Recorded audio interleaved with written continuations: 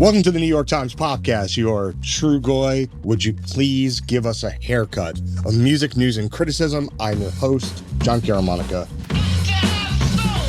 3, that's a magic number.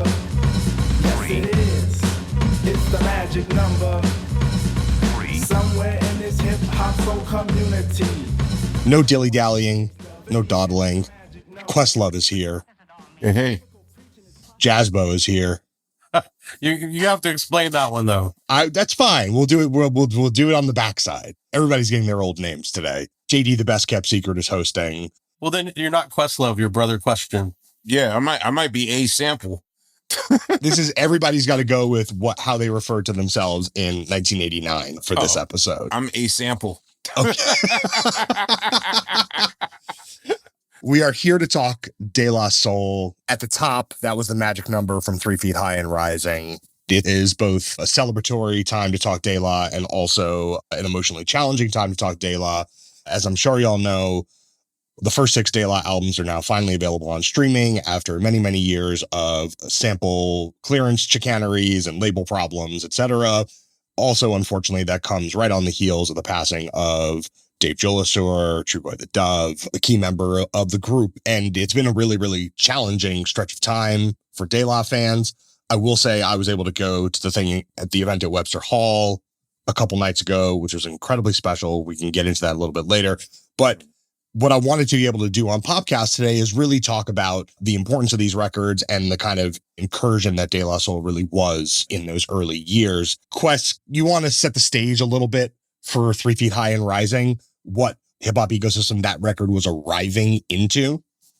You know, I guess by that point in 1988, really being a critical watershed year for hip-hop coming into its own, a lot of critically acclaimed staples that kind of built the foundation of our lives in hip-hop were created by then. I mean, you're talking Eric B. and Rakim. You're talking about the dense sound of Public Enemy. You're talking, NWA, not to mention like things that were 2 years old, like, the Beastie Boys selling 12 million units. MC Lyte is making material. Like 1988 was such a watershed year with literally the entire, spring and summer of 88, like a classic was being born and really inspiring a generation that's making music right now. But the thing was, it was kind of a monolith, if you can say. There was just kind of a manual step-by-step process that we all followed. And what made De La Soul different was that they kind of went outside of that box. And what happens is that in 88, when I'm listening to this stuff, I'm just watching from the sidelines, kind of like being at a basketball game, like something that you love to watch, but you yourself never, ever would see yourself like inside of on the floor playing it. Right. And then suddenly it's the Wizard of Oz moment where it goes from black and white to color, where you suddenly get this idea that, wait, I could do this too. It basically gave nerds a seat at the table in a way that made us cool. Here's something that I was thinking about. So I spent obviously a lot of time the last couple of days really revisiting the early records in a way that I haven't in a long time. And when I was listening to 3 Feet High, one thing I was trying to think of with the perspective of 30 years of distance is obviously we know it was a hard pivot. We know it was a move in a different direction. We know it was a different sonic approach. We understand it was a different approach when it came to sampling and reference points and attitude and lyrical content. But I was trying to see what lines I could draw, if any, from what De La was doing on 3 Feet High and Rising to anything that had happened in hip hop in the prior 10 years or what it was most analogous to. And I think when I was trying to unravel it in that way, it got me really thinking about stuff from the mid to late 70s, the kind of the casualness of how group rhyming was in that era and the kind of interplay and the lightheartedness. Something about that lightheartedness was not quite there in like 84 to 88, but something about the lightheartedness of certainly once you get to recorded hip hop, but even like, tapes that you would hear of just old routines from parks and from shows. And I wonder if maybe we could talk a little bit about what threads they were continuing. It wasn't a totally outsider project. What were the threads that they were actually picking up on? Okay, so I did some pre-listening, knowing that it was coming out. And I think when Dave died, like I never personally listened to my DJ computer as like background music. Like my DJ computer is my DJ computer. And then my free time away from night clubbing is other sources of music. But because all those records lived on my DJ computer, this is the first time where I'm like taking my DJ computer with me everywhere just to mourn and listen to, because I hear music differently when someone leaves Earth, and then you're paying attention harder. And here's the weird thing. So initially, when the album came out, and this shows you how radical and how much hip hop has changed, a big part of what made 3 Feet High and Rising special was that for a majority of hip hoppers who were sampling heavily between 86 and 89, there was a cheat sheet, if you will, a Wikipedia, a Cliff Notes for hip hop called the Ultimate Beats and Breaks compilation, which, you know, shout out to Break B Lou Flores. And basically it was a 25 volume compilation of the records that, quote, that they were rhyming over back in the day, all the break beats that Grandmaster Flash and Bambaataa and Kool Herc and all that stuff. So, you know, someone got the wise idea to, you know, instead of sending DJs on a mission to find these things, like we'll put it all on a compilation. And eventually, once we started sampling with Marley Marl and Rick Rubin and whatnot, pretty much all of hip hop took at least 70 to 80% of their output. It's like a different combination of those dishes from Ultimate Beats and Breaks. And what distinguishes the Renaissance period of hip hop, which we call like the De La Soul, Dust Brothers, Tribe Called Quest, like they were taking sound sources from records not on those compilations. So basically you had to do the work. And what was weird to me was, I will say that now that I listen closer, 60% of 3 Feet High and Rising, at least the drum foundation, were from Ultimate Beats and Breaks, but they just found different ways to present it to you. Like Change and Speak still uses the Monkees' Mary Mary as its drum source, of which is on the Ultimate Beats and Breaks. Like Take It Off uses God Made Me Funky by Herbie Hancock's the Headhunters.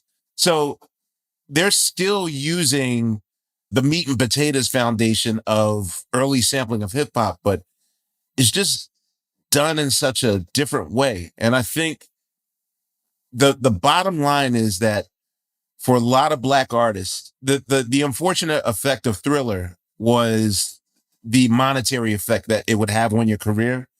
So kind of 82 was a paradigm shift where we had to become achievers because we saw somebody make buku dollars off of their art form. And so I will say that 3 Feet High and Rising, with the exception of like Prince's Dirty Mind, was probably one of the few non-jazz Black pop offerings in which you could tell the artist was doing it from a place of like love and not from a place of, this is going to make me $1 trillion.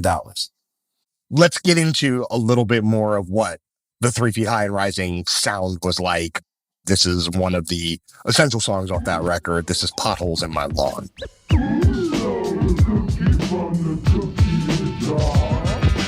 Now you got the method. What to do when you dive the debt that I predict and plug tuning. It's a shame when you deny to claim that you stole my words of fame that I wrote in my rhyme sheet, which I concentrated so hard on. See, I don't ask for a barbed wire fence, B. Some of the radicalness of this record, the intimacy of it, comes down to melodic choices. It comes down to whimsy and humor. It comes down to eccentricity. Joseph, can you talk a little bit about how 3 Feet High was functioning through those lenses, especially in comparison to what Quest was just talking about, which is everything else that's happening in 88 and almost kind of codified at that point? Growing up in the suburbs, I loved rap music in high school, but I had no direct connection to it at all. It was me on the outside looking in. And 3 Feet High and Rising comes out, and it's three teenagers with coded language goofing on each other, which is something that me and my friends could relate to. And it was putting each other down, making fun of each other, but also like talking about girls. And I felt a connection to it based on the subject matter, based on the way they expressed themselves. And it didn't feel distant anymore. It felt very tangible to the life I was living with my friends. And I think that was really, really important for expanding hip hop beyond the audience currently listening to it. Later, sonically, I listened to what 3 Feet High and Rising is doing, and I do feel there is some connection to like what Stetsasonic was doing. Obviously, Prince Paul, Ultramagnetic MCs, they were slightly askew from what you were hearing elsewhere. But I think that the world building that De La does on 3 Feet High and Rising, they just create this like comic book universe that you can step into that is still relatable, but has this whole different language. Like I was like Buddy and Jennifer, who's Derwin and who's Jeff, and just the comic book illustrations inside, and just what was Buddy? It sounds dirty, Right. right? Exactly. It just felt like it opened up a portal. Dave Chappelle said this the other night at the event, the De La Soul Experience. He said that De La was the Big Bang, and it's really true. You probably had a lot of kids in their bedrooms rapping and feeling a little unsure of themselves. And then De La comes out and they're like, oh, wait, no, I can do this the way I want to do it. I was those kids.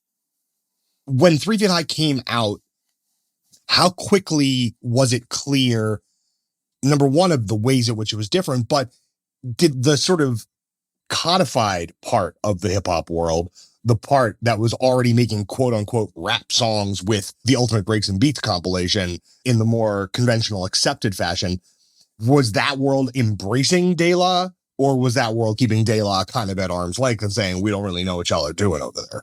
So let me tell you probably the fastest way I can tell the story.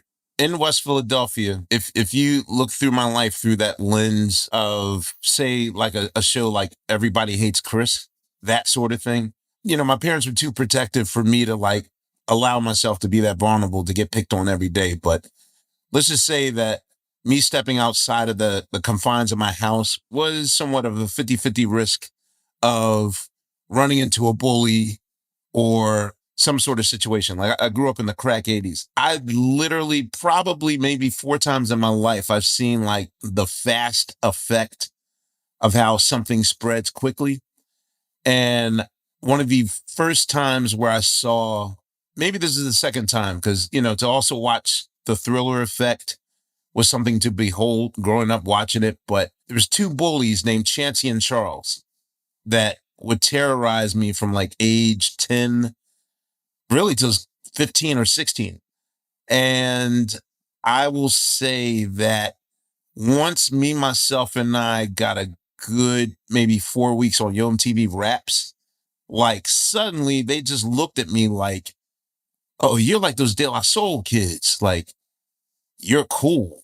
And they let me go. And I was like, what the hell? Like literally all bullying in my life stopped when that record came out. So that's kind of like why it goes super hard for them, because like to literally have to charter a route to get some bread or toilet paper from the store was like Vietnam levels of safety I had to take. And they made Hard Rocks on the Block be like, oh, okay, you nerds are cool. Because, you know, the thing was, the only person I had that presented any sort of alternative blackness was Prince. And I kind of got really heavy into Prince, like during the Round the World in a Day parade sign of the Times period, in which, you know, Prince was kind of doing his little John Lennon, you know, like he had graffiti on his Levi's jacket and cuts in his jeans and holes in his jeans. And I was doing that too. And the kids around my block were like, wait, why would you destroy a good pair of pants like that? And there was no more explanation after De La Soul came out. It was just like, oh, you get a seat at the table.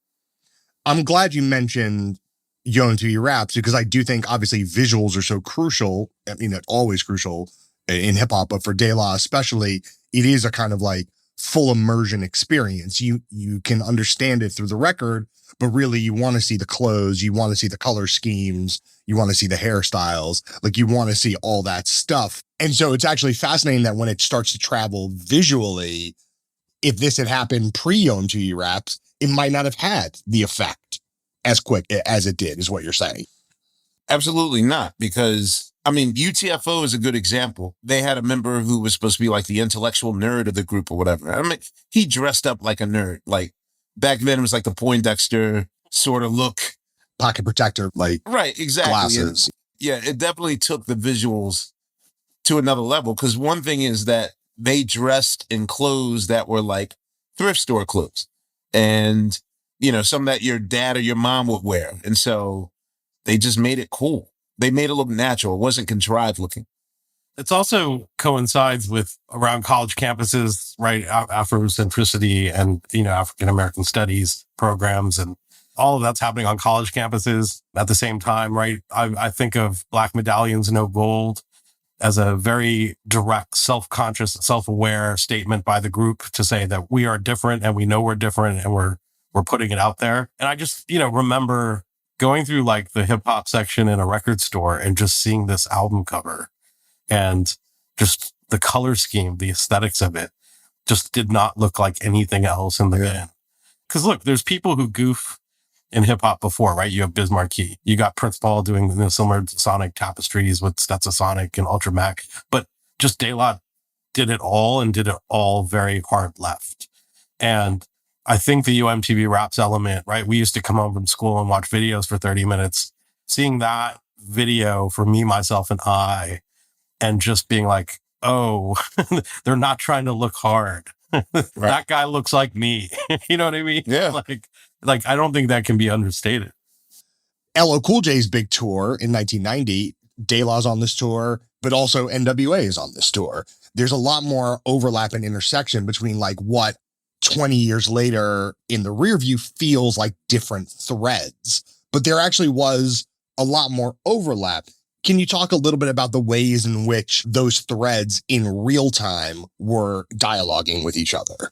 Here's the funny thing that you mentioned that, because I was just joking with Pos about this maybe like 3 months ago. The whole perception of like, especially that period in the late 80s, like the violence in hip hop and the violence at rap shows and whatnot. And I found out recently that during LL's Nitro tour, which was the tour promoting of the Walking with the Panther albums, like LL, Public Enemy, Eric B. and Rakim, EPMD, Jazzy Jeff and the Fresh Prince, and De La Soul and Hammer. Basically, De La Soul was the violent element. Wait, how so? Of the tour. Well, because this is the reason why De La Soul's Dead had to get made, because, depending on what city they would go to, they would get tested.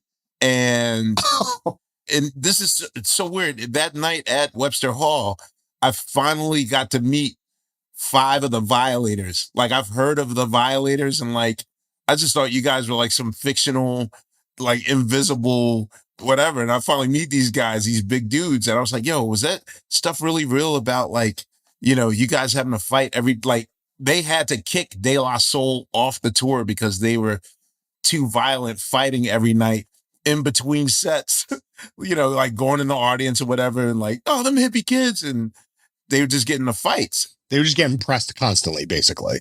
Yeah. And again, it goes down to me, like they had to fight bullies just so that I could walk to the store to get some bread. Like literally, as they're doing this, they're also getting tested. And they were like known as pugilism masters, all the fights they had to get into just to maintain their dignity and self-respect. So it came with a price to pay. And I do think there's references to that on De La Soul is Dead. Like, I feel like there's at least a couple songs where... And skits. And skits, absolutely. Yeah. And I talked to Pos a few times about this.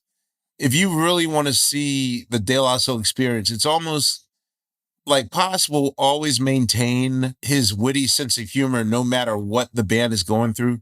And there's some few moments where, if you listen to IMIB or some of the introspective songs on like later albums, but you got to watch the sort of evolution of Dave, because literally I just straight up asked Pos, I'm like, wait, so Dave was always like my face or my sort of mirror of what I felt like De La Soul was. But every album, he would just sort of get a bigger chip on his shoulder. And to the point where he just sounded like downright angry on the grind date.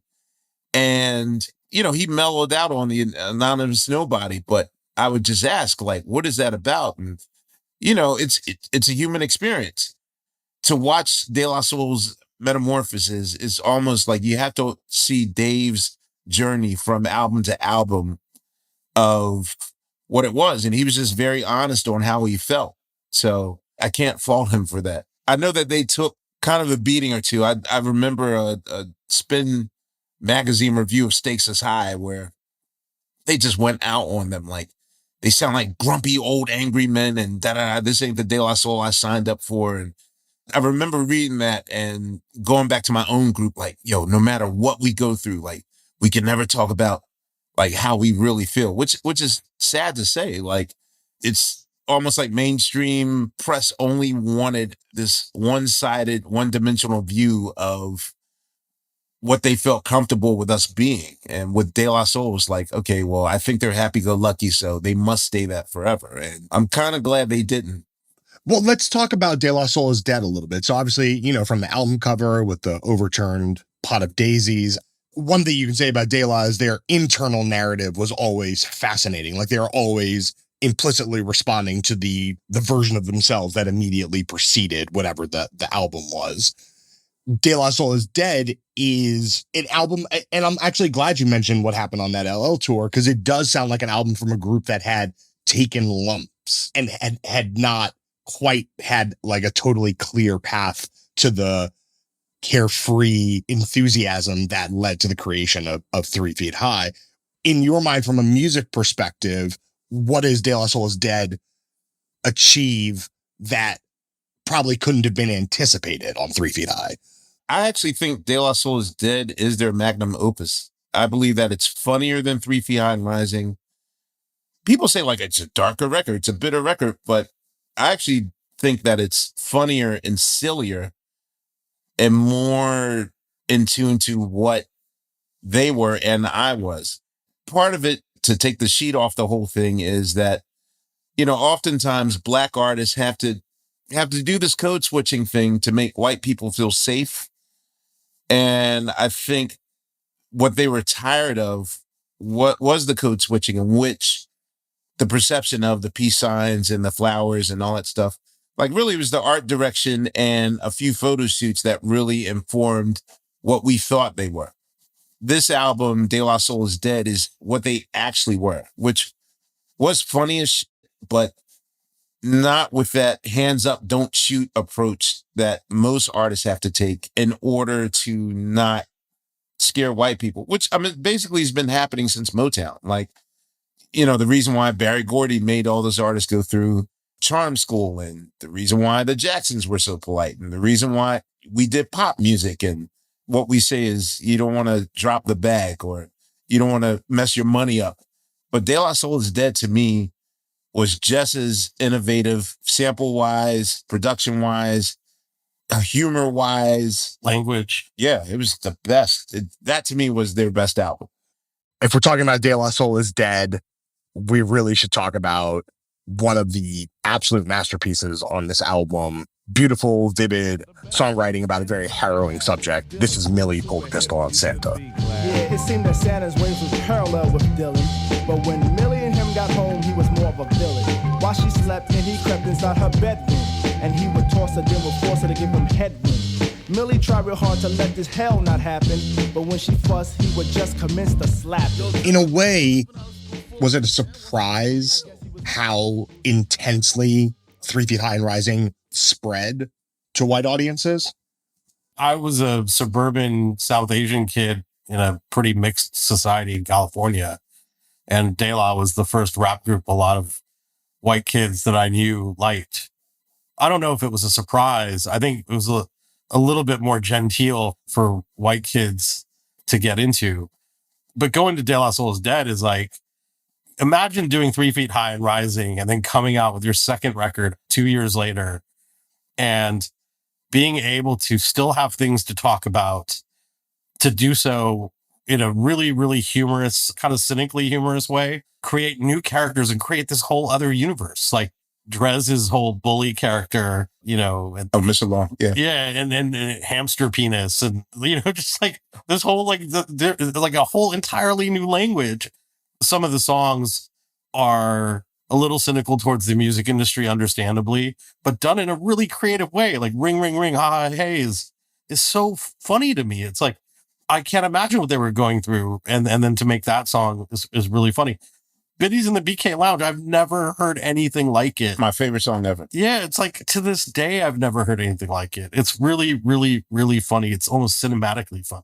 I will say this much, though. When you're talking about the surprise element, I think it was more or less a surprise for the artists themselves. You can put something in the world and think it's going to be received one way and then find it's received an entirely different way. And then that will make you gut check and be like, okay, let's not do that again. I don't want to cultivate that thing that we cultivated. So the thing is, in the age of the internet, the world is learning all at the same time. And it wasn't until once I studied the hip hop handbook and then looked back in time, I realized that, oh, this happened with rock and roll. And this happened with jazz, and this happened with soul, and this happened with funk, and this happened with disco, and this happened with techno music, which is basically, it has its incubation period. It gives birth. It's an underground movement. And then after its 10th or 15th year, then suddenly it becomes big business, becomes mainstream. And then 30 years, it becomes your parents' music. And I think hip hop wasn't ready. Like I remember those Source magazines in which like Cypress Hill was getting ridiculed because it was like, wait, where do all these white kids and all these non-black kids show up? Like these weren't the same kids that were going to the Fresh Fest. And people started placing blame. Like, is this the Beastie Boys' fault? Is this De La Soul? De La Soul and A Tribe Called Quest were both like, nope, not our fault. And here's our regular clothes to prove it.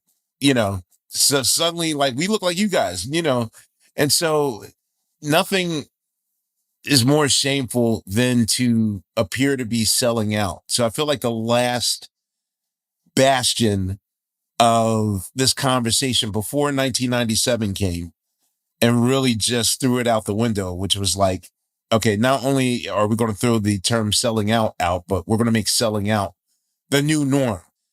So having or quote unquote integrity is going to be like the foreign thing. And yeah, I think that it was jarring for these audiences because even for the Roots, like there was conversations of like, okay, well, like when's our like slow motion Hype Williams video? Like, where's our bottle of champagne that we're going to pour on girls? Like, when's that going to happen? Like, why are these like white dudes with glasses chasing me to my car? Like, we're the real groupies that like, and we learned that was never going to happen. So for those few acts, those Arrested Developments, those Diggable Planets, those pre-1994 groups, there was somewhat of a slight dismay or a jarring sense of like rejection that your audience doesn't look like you do. I think they looked at it as glass half empty, as in the Black audience is ignoring us. Now we're babysitting all these other people that expect us to be representatives of the culture. And by the time the Roots came along, I think we were just so happy to get a seat at the table. It's like, okay, well, hey, a sold out audience is a sold out audience. So cool. But it's worth mentioning at this particular time, Young to Rap's era, the growth of hip hop radio, hip hop specific radio, what's happening is the audience is not the audience that it was in 1985 or 1986. The audience is much vaster. And then not just in terms of diversity, but just sheer numbers. And there are more types of people showing up, creating a broader palette of taste, and therefore creating space for groups and acts doing all different kinds of things. And that's not really what was on the table in like 1984 to 1986. Let's listen to Biddies in the BK Lounge, and we'll be right back. Excuse me, would you take my order? I have to go. Shoshana's got a real job, Dag, don't you know? Oh yeah, it's you. Now I recognize the real Biddy with the fake eyes. Hey. Yo, can I interest you in some burgers and fries? Yes, you can, but you can keep your lies. Cause you know you can't diss me, but you pissing me off. What are you talking I know about? where you live, and I know that you're soft. Yeah, right. You're as booty as they come, and you Booty? just like a geek. My shoes cost more than you make. We're back. Questlove's here. Jazzbo's here. Sorry, I'm gonna keep doing it to you for the duration of the episode. I love you I though. still call him Jazzbo too. That's great. Phenomenal. Not Oscar winning Joseph Patel, but Jazzbo. That's fine. Always Jazzbo in our hearts. Let's talk about that. What we were just discussing about the broadening of the hip hop audience. Because Quest, what you were saying a little bit about the roots, I think is really telling that at a certain point you go out and there is an audience there, and like that's gratifying on its own terms, separate from the conversation of who's in that crowd. Do you think that De La, because they kind of had to forge that territory and kind of carve out the space first, it was a more conflicted thing for the group? They're the pioneers, and then there's the second wave. And when you're a pioneer, you're too busy on your knees, laying down the red carpet and cleaning the place up so that the second wave can walk through and reap the benefits. And it's weird that in De La's case, they were the wave that reaped the benefits of the previous school, that second wave, that Run DMC wave, that Beastie Boys wave, that Public Enemy wave.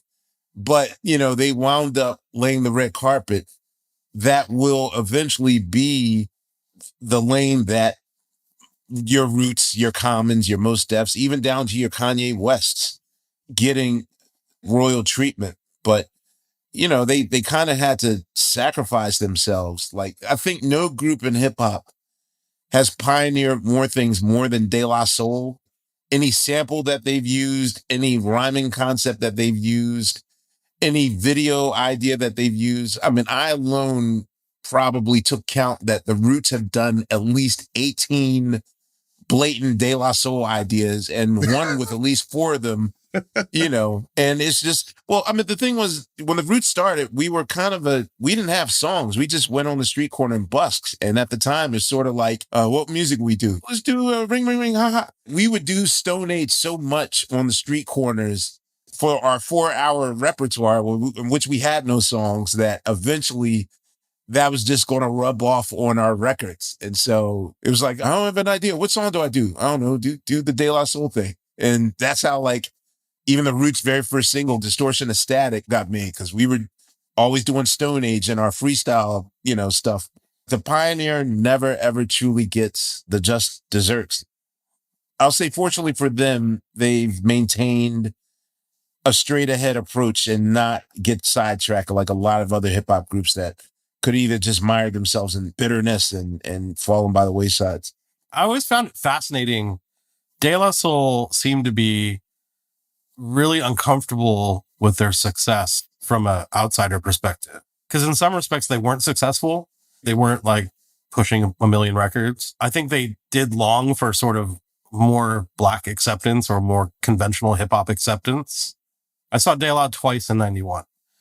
The first time was in San Francisco. The second time was this incredible show in San Jose in a room for 75 people or 100 people with leaders of the New School, Brand Nubian, and KMD. Dang. And it got shut down by the police because what? The promoter was some like college freshman promoter and the cops ended up shutting it down like three songs in a De La set. But I think it was 91, if not, it was 92, where De La is already doing 3 Feet High and Rising and saying, I hate the song. I hate this song. Right. Yep. And that was part of their thing.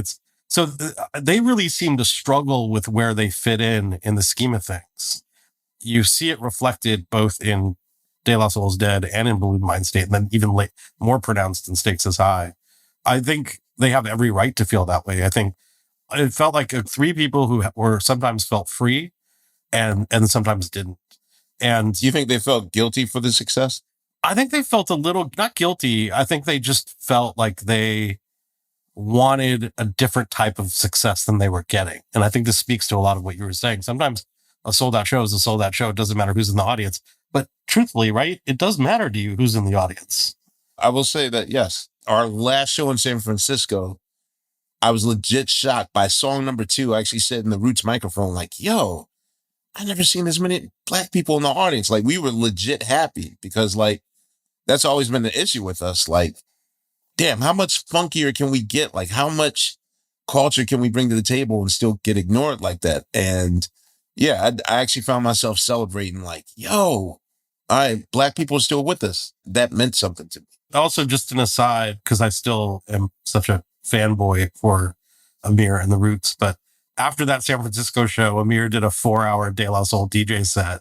And I thought you were just going to do like the first hour as a tribute to De La, Nah. but you went like full 4 hours of De La, and it was incredible. It was De La versus De La songs, obscure things, sample sources, different flips of De La song. It was just an incredible presentation of how deep and rich that catalog is, even just beyond the surface releases. So yeah, that was a lot of fun for me. Thank you.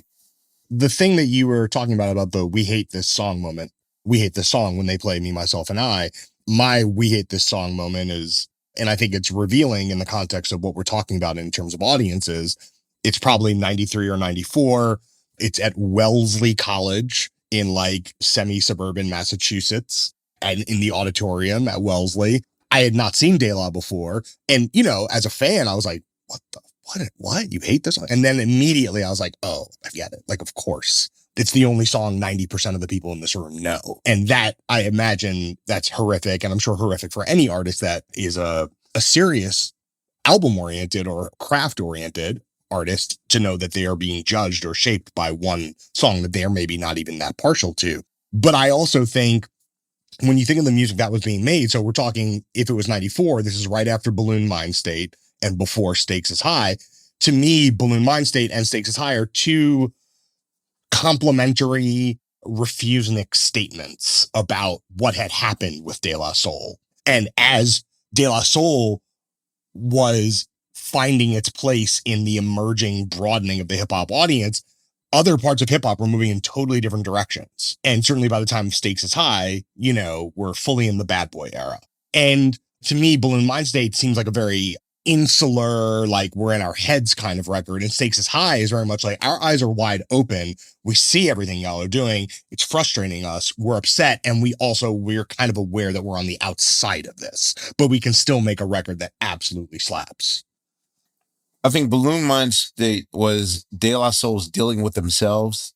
And then Stakes is High was them dealing with hip hop as a culture.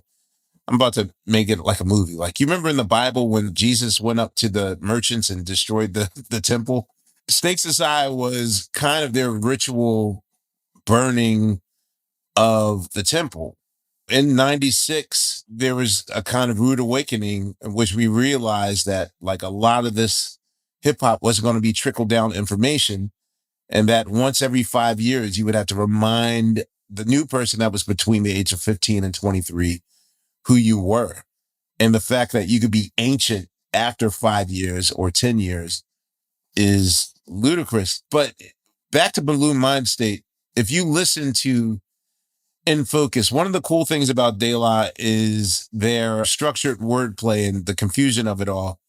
To listen to all of In Focus, I couldn't exactly tell you what that song is about, but it's almost like me listening to the Jamaican part of my family talk. Like I can take out keywords and figure out what it means. You know what they're talking about, even if you don't know what they're saying. Yeah, and literally, if you listen to In Focus, it's a song about, hey, we released this song called Me, Myself, and I, and the whole world loved us. And the second that song, because Pasta News basically says that when the knee went deeper and deeper off the chart, meaning not just Knee Deep, the Funkadelic song that gave them Me, Myself, and I, then the album faded to black, in which he's talking about like now Black Sheep is the new darlings of the native tongue world. That's when the amnesia starts. Trugoy talks about he becomes a star and Love and Deluxe, you won't catch me in no tux. Like basically there's a tab at the bar, you get in the club for free, everyone loves you. And the second that you don't have a hit song, then you get thrown away. Really, In Focus is the song that lets you know how De La Soul felt, which was basically we released one song that we didn't really want to do that you guys accepted. And then suddenly you're trying to dispose of us and ignore us and kick us out. And that to me was the real De La Soul is Dead record.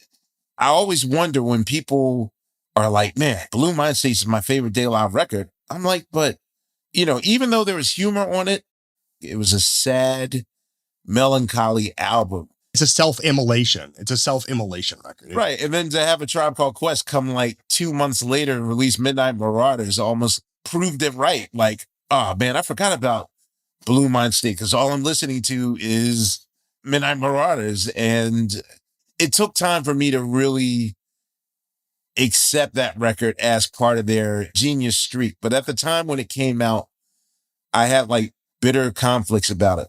I guess I too was one of the people that was putting pressure on them to keep me happy by looking happy all the time.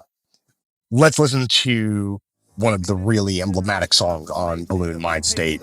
This is I Am I Be. The pile of revenue I create, but I guess I don't get a cut cause my rent's a month late.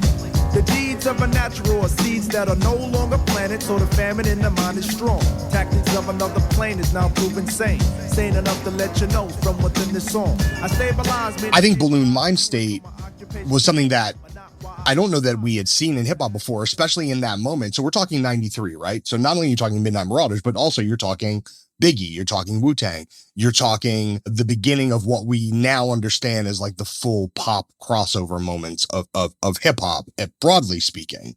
Ambition, the desire for success, like all of these things were suddenly on the table. These opportunities were beginning to be on the table that were not really on the table in the 80s.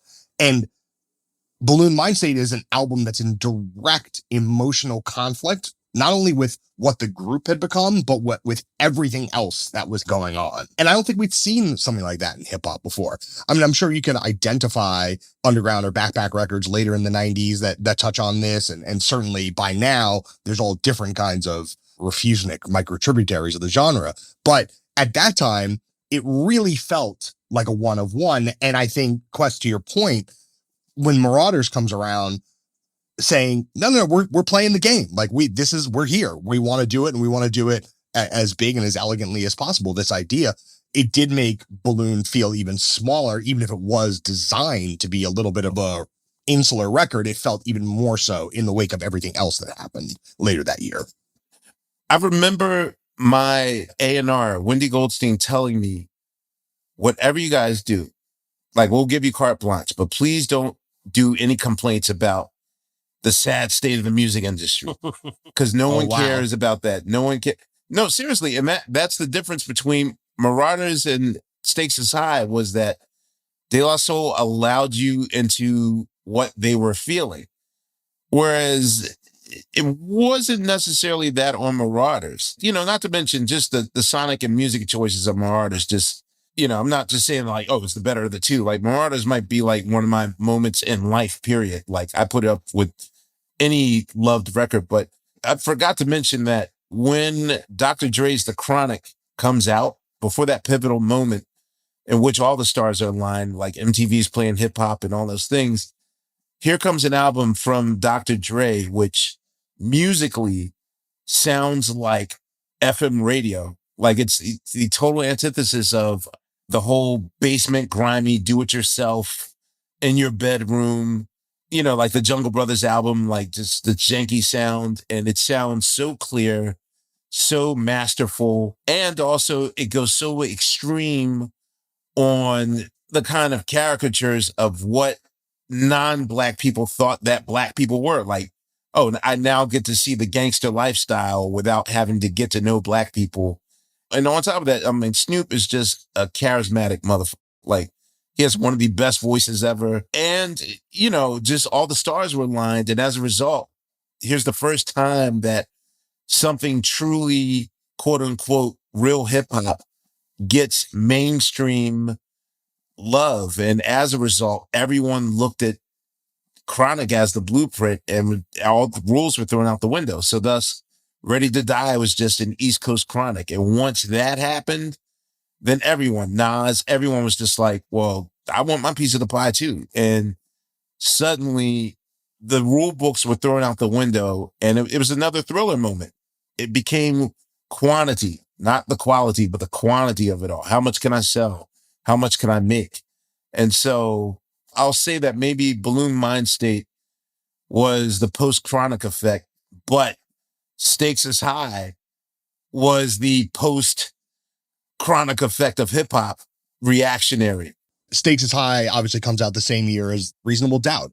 It's interesting to listen to these two albums kind of in tandem with each other, because Stakes is High is sort of like inveighing against this thing that the genre has become. But then you listen to something like Reasonable Doubt and you're like, it's still pretty beautiful and artful. And, you know, it's obviously it's more commercially oriented. It has grander, quote unquote, ambitions, but all the things that we loved in 1982 or 1988, like they're all still here. So that's where like the light kind of like crotchetiness of Stakes and High, as much as I love this album, I always felt like it maybe wasn't exactly listening with open ears to everything that was happening around. It was much more skeptical than I think it probably needed to be. I think we all feel that way about Stakes is High because of the song Stakes is High. The rest of that album actually bangs. Like it's got some real interesting, really cool, like pure hip hop joints on it. So it's funny because I think that song is so good, and that song is almost like a knife in how pessimistic it feels. But the rest of the album is really like almost like a club hip hop record. So you're saying that our perception of the song Stakes is High was almost, I always said that with Commons, I Used to Love Her. Like people put praise on the Resurrection album when they really just meant The song I Used to Love Her, and somehow like Resurrection, the album became like lumped in with it. So yeah, the Stakes is High, the song is what people are feeling. And then it gets lumped in. Because even the Stakes is High remix is a more upbeat sort of thing. Like Stakes is High is such a great term. Right. Shout out Eric Johnson, also who photographed the cover. But like, you know, I'm looking at Super MCs, The Business, Once Again, Long Island.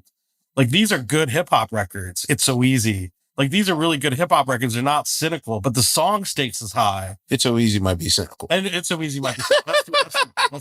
And it's actually, but there's a food fight in the video, so that sort of takes our mind off that. And it's such a like breezy little beat. So like that tension is really good.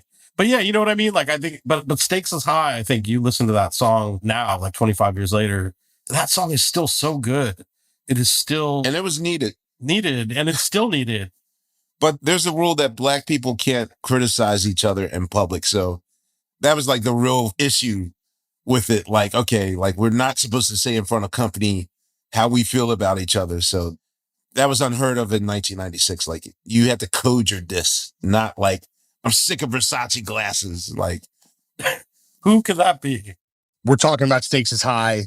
This is Stakes is High, and you'll understand what kind of emotional and philosophical territory we're getting into. You know them stakes is high. We talking about stakes is high. Y'all know them stakes is high when we dealing with them. Stakes is high. Man, stakes is high. Yo, it's about Joseph, though, was some of the cynicism sublimated on this album? Like, obviously, Stakes is High, the song, is very literal and very direct.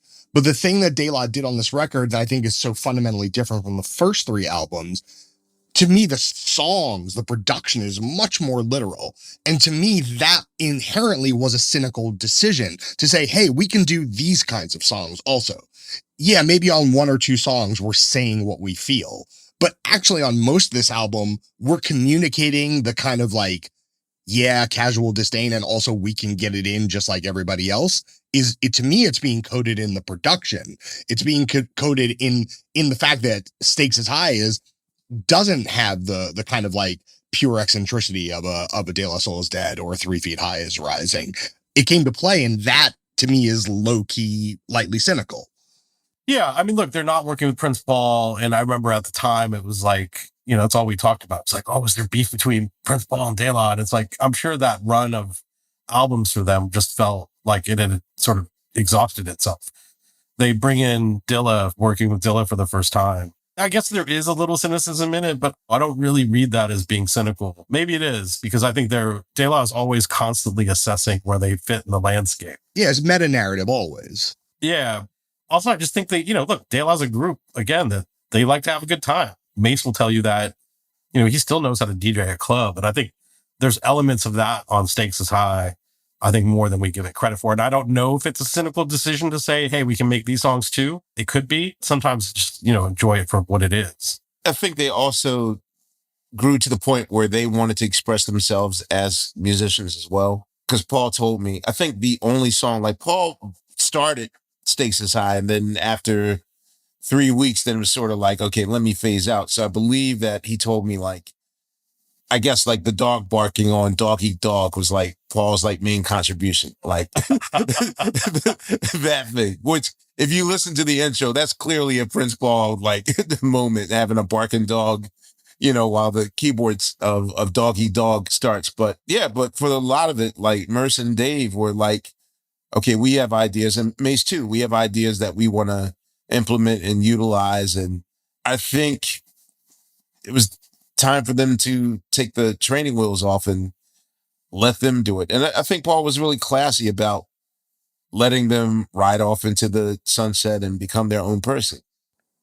Before we go, we're going to unfortunately skip over all the later records, but we obviously Artificial Intelligence, Mosaics Up and Bionics, Grind Date, Anonymous Nobody. But I want to talk a little bit about this sort of like 89 to the Chronic moment, right? And what was allowed to blossom as a result of what De La did. Can we talk about what happened during those 4 years, and maybe more pointedly, what did that set the table for now in the 2010s and the 2020s? It's weird. Dr. Dre actually goes on record to say that the album that allowed him to make the Chronic was 3 Feet High and Really? Rising. Do you say that? Well, because Bill Hader put it the best. Bill Hader told me that listening to 3 Feet High and Rising was like, for him, a Monty Python Faulty Towers moment, where just the level of humor that they have and the inside humor of it all. And if you look at it through that lens, like I looked at it as like the cool kids in school that always had inside jokes that I wish I was in up on. What's a crocker? What's those things?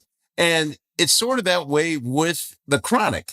Like suddenly, like we're hearing them joke with each other, and like now we're having these nuts and all these other like inside jokes that were on the Chronic as well.